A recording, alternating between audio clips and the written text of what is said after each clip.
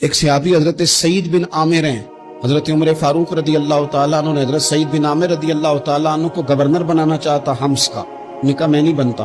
فرمایا مجھے تم لوگوں نے بنا دیا ہے، خود گورنریاں بھی قبول نہیں کرتے۔ چلے گئے حضرت سعید بن عامر، گورنر بن گئے، صوبے کے گورنر۔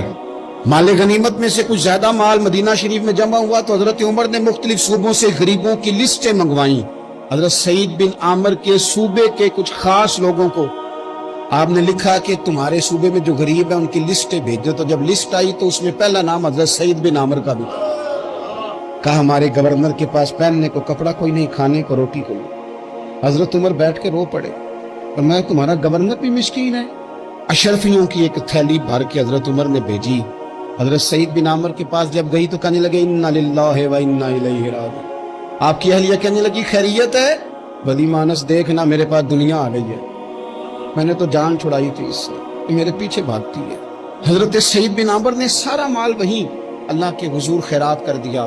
حضرت عمر ایک دفعہ دورے پہ آئے ان کے صوبے میں تو سب لوگوں کو جامع مسجد میں بلایا، حضرت سعید بن عامر کو بھی بلایا۔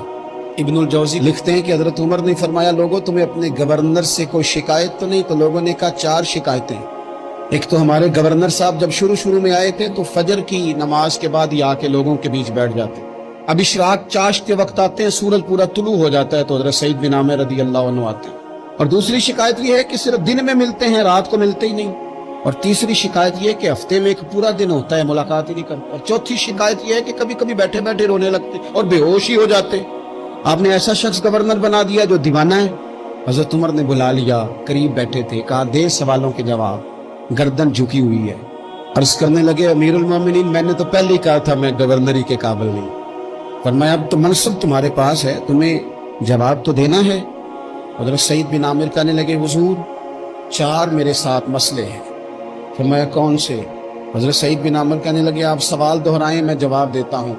آپ نے فرمایا سعید لوگ کہتے ہیں پہلے تو سویرے آ جاتا تھا، اب تو اشراق چاشت کے وقت آتا ہے۔ گردن جھکائی، سناٹا چھا گیا محفل پہ۔ تھوڑی دیر کے بعد سر اٹھایا تو داڑھی پہ آنسو گر رہے تھے۔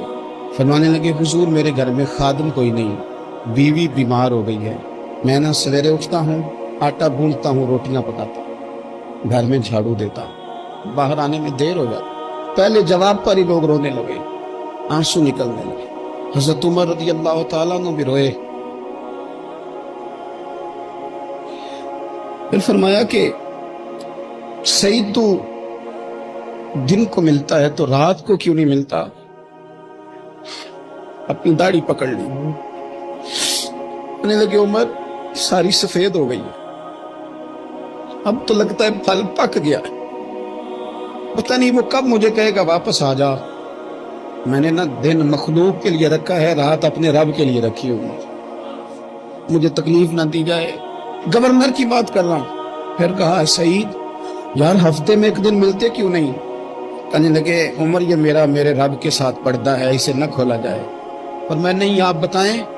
حضرت سعید بن عامر کہنے لگے غریب ہوں، ایک کی جوڑا میرے پاس ہے، میں غریب۔ حضرت سعید بن عامر کہنے لگے ایک جوڑا ہے، ہفتے میں ایک دن دھو کے خشک ہونے کو ڈال لیتا ہوں، پھر بیوی کے کپڑے پہن کے بیٹھا رہتا ہوں، کس طرح گھر سے باہر نکلوں؟ میرا پردہ تھا، میں اپنی غریبیاں لوگوں کے سامنے نہیں رکھنا چاہتا، میں جانوں میرا رب جانے، میں راضی ہوں نا اس کی رضا پہ۔